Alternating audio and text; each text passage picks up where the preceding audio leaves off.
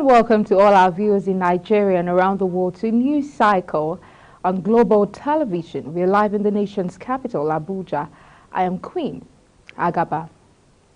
President Bola Tinubu has approved the appointment of Dr. James Enimi Omietimi as Chief Medical Director of the Federal Medical Center, Yenagoa, Bayelsa State, for an initial term of 4 years, and the reappointment of Professor Saad Aliyu Ahmed as Chief Medical Director of the Federal Medical Center, Abuja, for a second term of 4 years.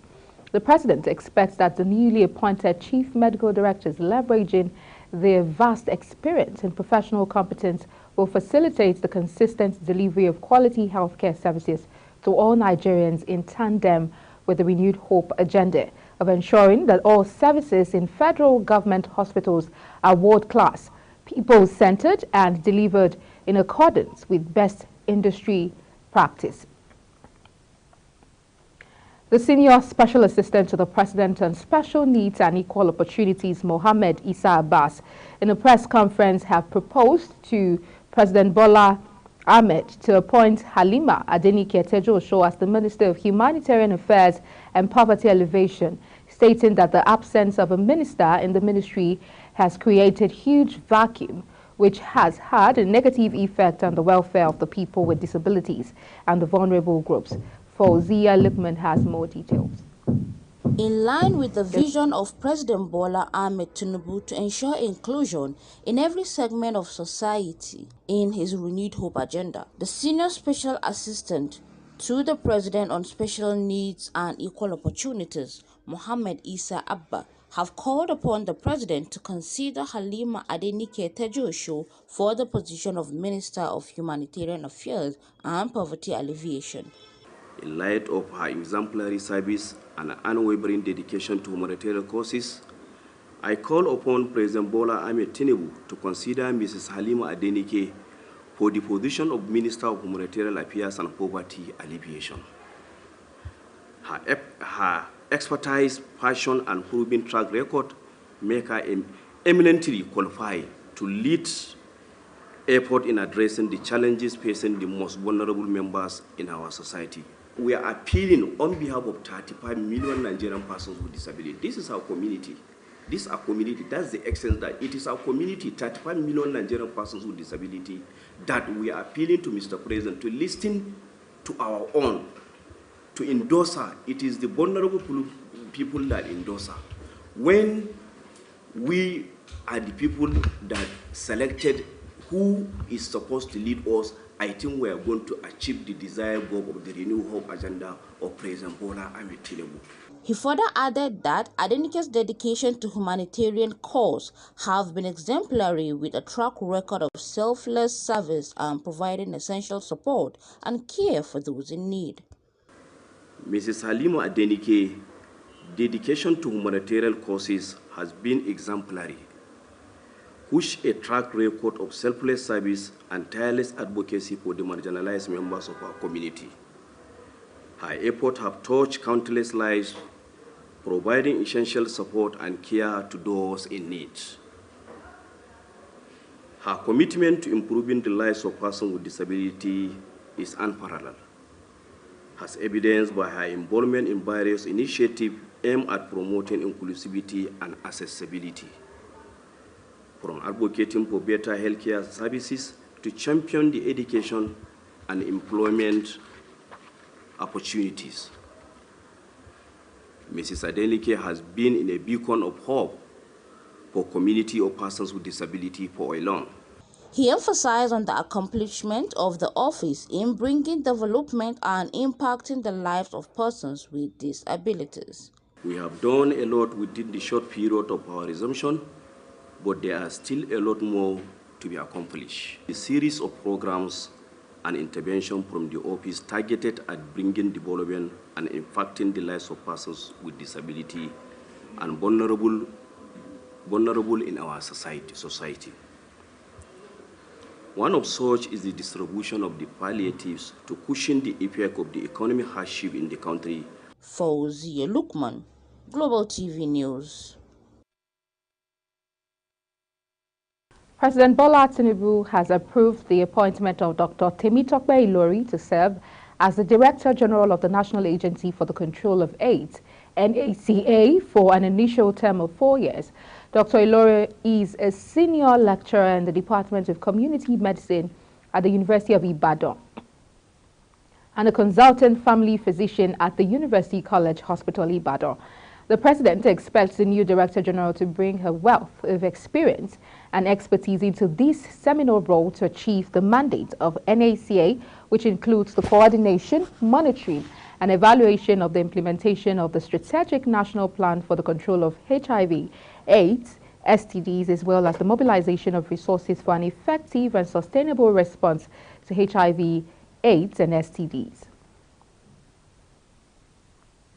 The federal government, through the Minister of Transportation, Said Al-Khali, has initiated a move to transition Nigerian Railway Corporation locomotives from diesel to liquefied natural gas and compressed natural gas in a bid to steer the corporation towards sustainable energy sources and reduce operational costs. This was disclosed in a statement signed by the ministry's Director, Press and Public Relations, Olujimi Oyetomi.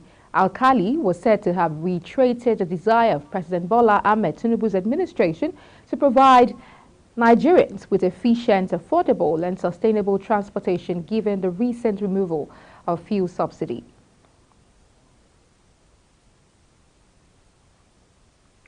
The Nigerian Senate has passed for second reading the Student Loan Access to Higher Education Act, Repeal and Enactment Bill 2024. This followed the correspondence by President Bola Tinubu, who wrote to the upper legislative chamber seeking the repeal of the existing law and has submitted a fresh bill to be passed. Kike Lomo Okere brings us details.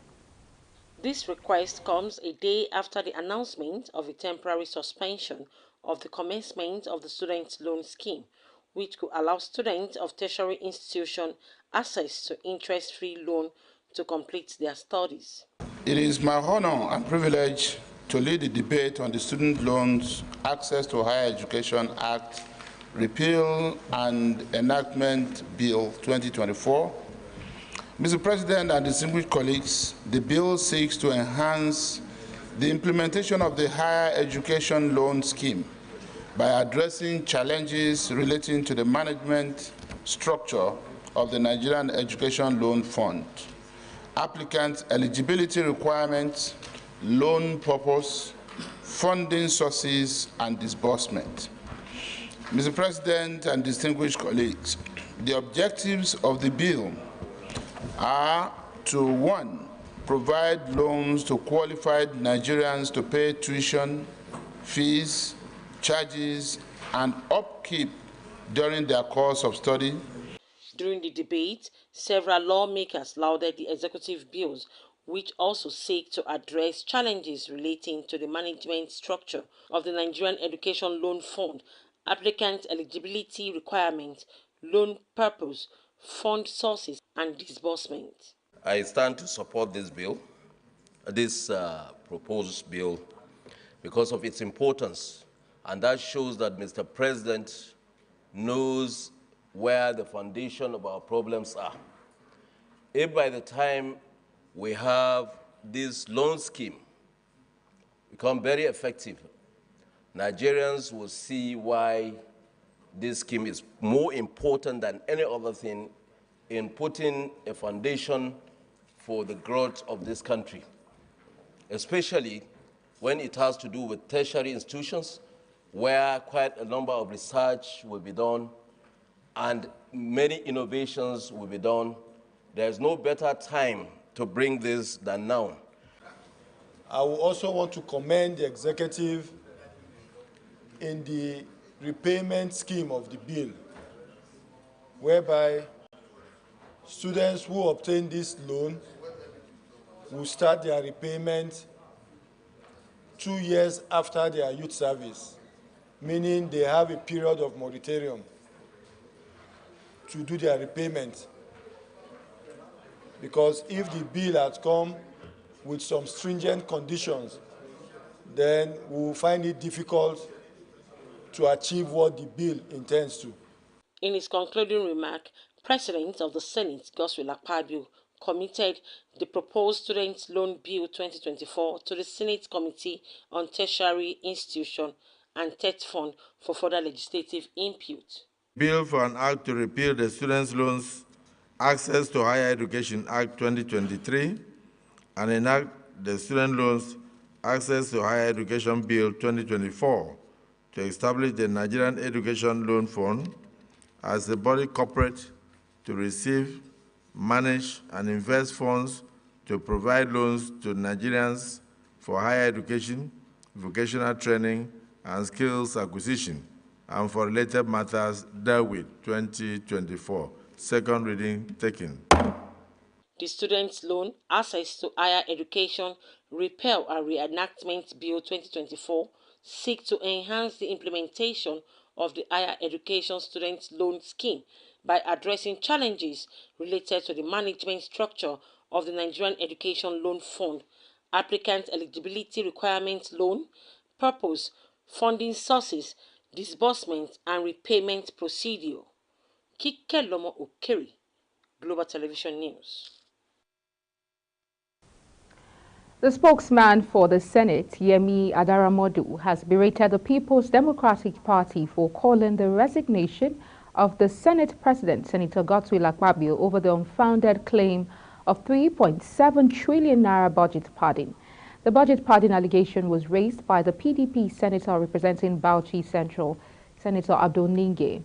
Ninge, in a media interview, claimed that while the budget passed by the National Assembly for the 2024 fiscal year was 25 trillion naira, the one being executed by the presidency was 28.7 trillion naira. Meanwhile, All Progressives Congress Senator Abdulaziz Yaradua, representing Katsina Central, has replaced Ninge as the chairman of the Northern Senators Forum.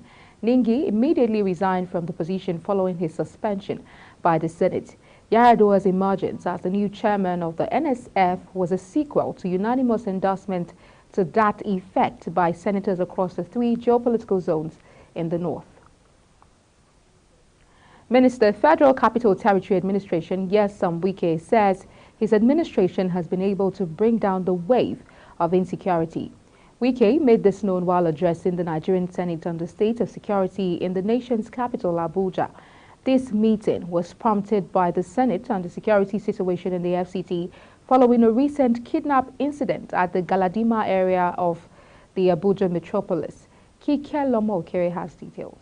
Speaking with journalists after the closed-door meeting, which lasted over 3 hours, FCT Minister informed the lawmakers that the recent arrest of two most wanted kidnappers and intelligence-driven security has helped the administration to curtail the insecurity in the territory. Wike, who said the level of kidnapping, among other crimes, may not be eradicated with involvement of family members arranging for the kidnapping of their fellow family members. He, however, assured more of infrastructure provision and improved security in the territory. He noted that there is no part of the world where crime is totally eradicated, with the assurance to do more to save the lives and properties of the residents. It's not correct. Even the senators agreed that security has quite improved in FCT. And let me also say, there's no part of this world where criminality has been abated. No. You have heard several times in America where people go to schools and shoot students. So let people not have that impression that you cannot have one crime or the other. What we're trying to say, being able to limit or reduce the level of insecurity. But if anybody tells you that as society is concerned, you will not have one form of criminality, that is not correct.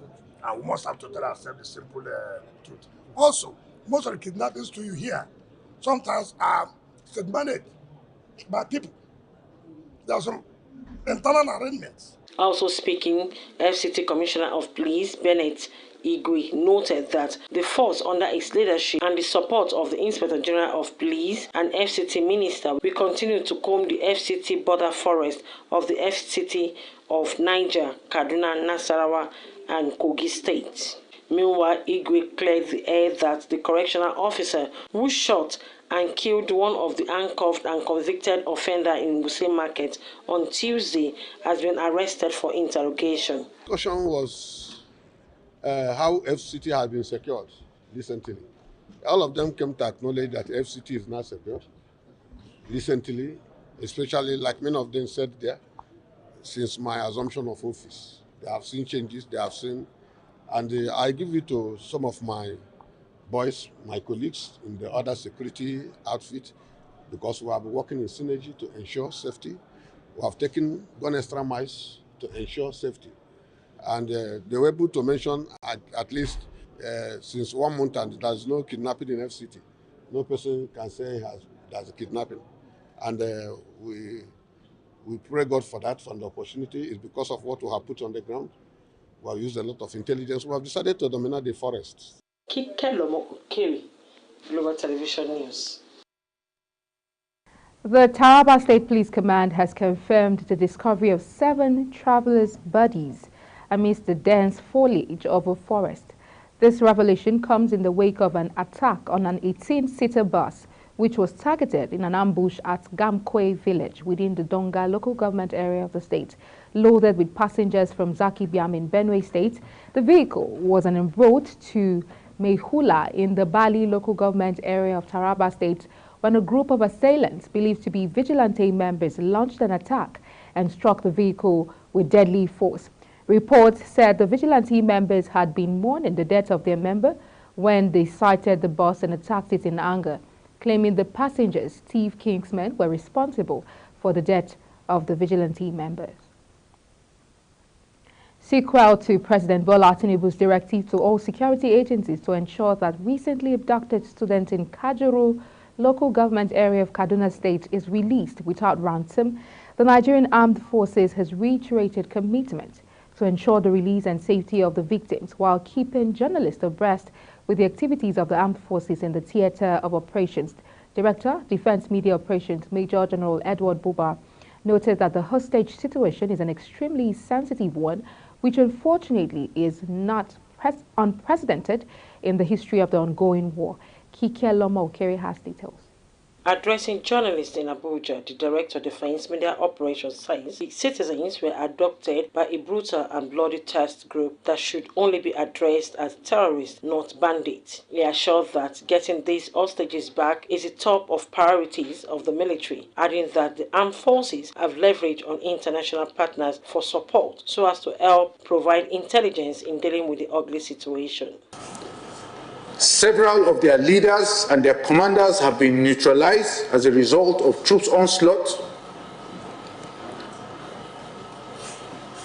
They want to use these hostages as human shield for their survival. That is how desperate they are. Nevertheless, be assured that we will not rest until these hostages are returned. Cowardice by going for such soft targets to impede troops' advances. I assure you that we will not rest until these hostages are returned.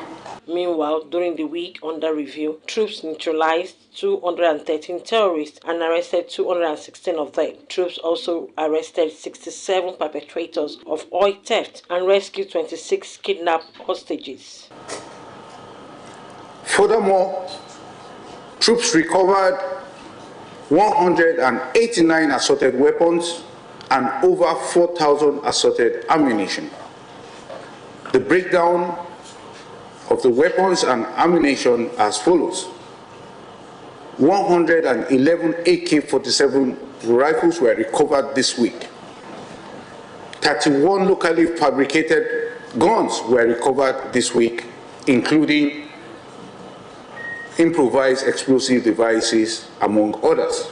In the South-South zone, the director rules out that troops of Operation Delta Safe maintain momentum against the activities of crude oil theft. Troops destroyed several illegal refining sites and recovered stolen products. Troops arrested suspected violent extremists, bunkerer, and responded to kidnap incidents in Okpe and Boni local government area of Delta State and River State, as well as Akoko Edo local government area of Edo State, respectively. In the South-South, troops denied the oil theft of over 1.5 billion naira within the week. In the Niger Delta area, discovered and destroyed 150 dugout pits, 30 boats, 73 storage tanks, over 200 drums filled with illegally refined ADO, and 15 vehicles. The Military High Command says there is need for citizens when they see posts from this terrorist group and their cohorts, particularly on social media, saying these groups feed on the attention that they received in the media to sway to populists. It therefore urged citizens to be conscious of such posts and avoid being used directly or indirectly against the national interest. Kike Lomo Ukeri, Global Television News. The Senate called on the federal government to expand its coverage, the National Health Insurance Scheme, to cover patients with chronic kidney disease. It also urged the FG and other stakeholders to launch extensive public awareness campaigns on kidney disease prevention, risks, and unavailable treatment. The Senate's resolutions were sequel to the adoption of a motion sponsored by Senator Abdulaziz Yaradua, APC Katsina Central, under personal explanation during Tuesday's plenary. In his presentation, Yaradua said recent statistics from the Nigerian Association of Nephrology revealed that 25 million Nigerians were living with kidney diseases. In a bid to confront the existential challenge of climate change, especially its impact on peace and security in Nigeria, the Italian Shipping Academy Foundation, in collaboration with the Alumni Association of the National Defense College, has organized a 2-day international conference focused on capacity building for law enforcement agencies in Nigeria. The organizers say will help in tackling the growing threats that climate change poses to lives and properties. Global Television brings you the report. Take a listen. With the team coping with climate change as a cause of conflict in coastal and other communities of West Africa, the Italian Shipping Academy Foundation, in collaboration with Alumni Association of the National Defense College, put together a 2-day international conference that had in attendance representatives of various security parastatals and stakeholders. The conference, which began with the introduction of the C7 West Africa project by retired Air Commodore Darlington Abdullahi, had other notable speakers as well as a representative of the Italian Shipping Academy Foundation, setting precedents for the rest of the conference. The Italian Shipping Academy Foundation took up the responsibility, with the support of the European Union, to create awareness and thus enhance a new dialogue, why not an alliance, between social and institutional forces. Hence, the train-the-trainer sessions undertaken for the first responders and the support to affected communities through grants and other aids. Highlighting the importance of climate change awareness and the C7 initiative, the representative of the European Union to Nigeria, Letizia Torrentia, called for more inclusivity. This is not merely an environmental concern. It is a global imperative that impacts all of us.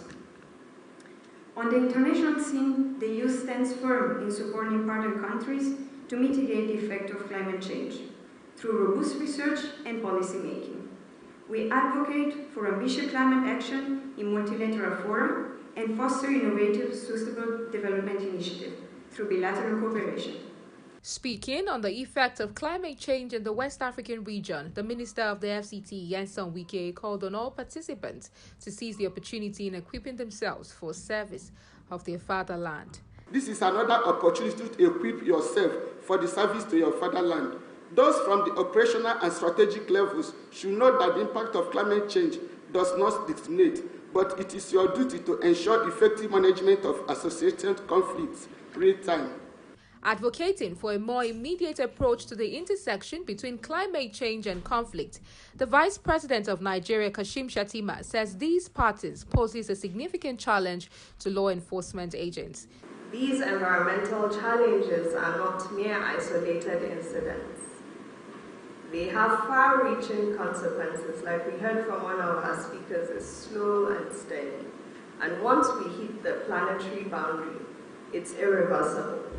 They have far-reaching consequences, especially in vulnerable communities. The resulting conflicts over dwindling resources, displacement, and migration patterns pose significant challenges to law enforcement agencies tasked with maintaining peace and order.